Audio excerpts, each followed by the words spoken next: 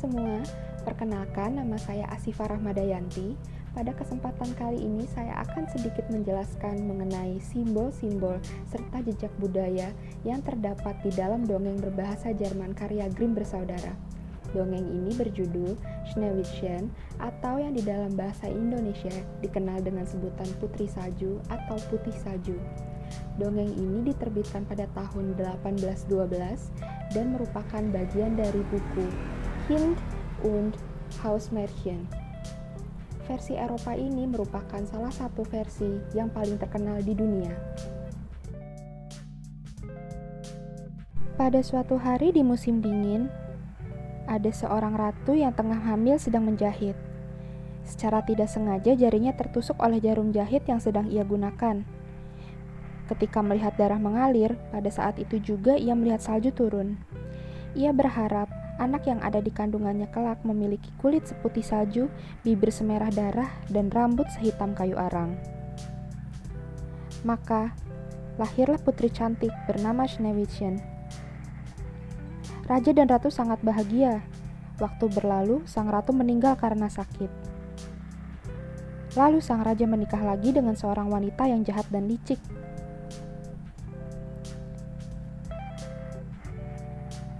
Ia memiliki cermin yang dapat berbicara. Cermin itu selalu memuji kecantikan wanita penyihir ini. Ia selalu berkata bahwa si penyihir ini adalah wanita paling cantik. Dan penyihir selalu merasa senang dengan hal tersebut. Namun, seiring berjalannya waktu, tiba-tiba cermin ini berubah dan mengatakan bahwa Putri Saljulah perempuan paling cantik. Hal ini membuat sang ibu tiri marah dan iri.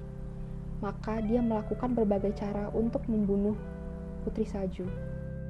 Wanita penyihir menyuruh anak buahnya untuk membawa Sneewittchen ke hutan, lalu membunuh dan membawa jantung Sneewittchen ke hadapannya. Namun anak buahnya merasa tidak tega dan menyuruh Sneewittchen untuk kabur, lalu mengganti jantungnya dengan jantung beruang. Di tengah pelariannya, Sneewittchen melihat sebuah rumah. Ia kemudian masuk dan melihat bahwa di rumah itu penuh dengan makanan. Ia pun memakan roti dan meminum wine. Lalu, ia pun membersihkan rumah itu. Tidak disangka, ternyata rumah itu adalah milik para kurcaci yang akan menolongnya. Simbol yang pertama adalah salju. Dongeng ini sangat identik dengan musim dingin, berbanding terbalik dengan Indonesia yang tidak memiliki musim dingin, karena Indonesia merupakan negara beriklim tropis. Simbol selanjutnya adalah roti dan wine. Kedua kudapan ini merupakan makanan dan minuman khas dari Eropa.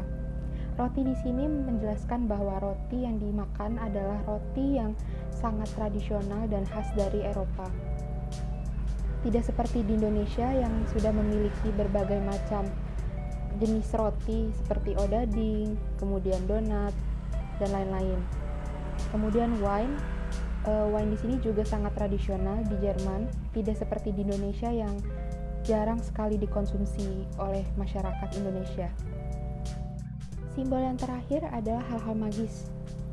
Di dalam dongeng ini dijelaskan bahwa ibu tiri dari Putri Salju merupakan seorang penyihir dan memiliki cermin yang dapat berbicara.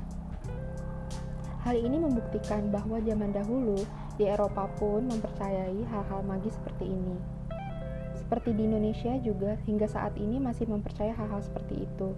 Namun di Indonesia tidak ada penyihir. Mungkin lebih bisa presentasikan dengan adanya dukun.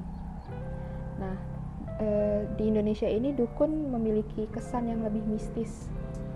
Apabila di Eropa mungkin percayanya seperti sapu terbang, kemudian cermin yang bisa berbicara, sementara di Indonesia mungkin lebih percaya hal-hal seperti susuk, santet, pelet, dan lain sebagainya.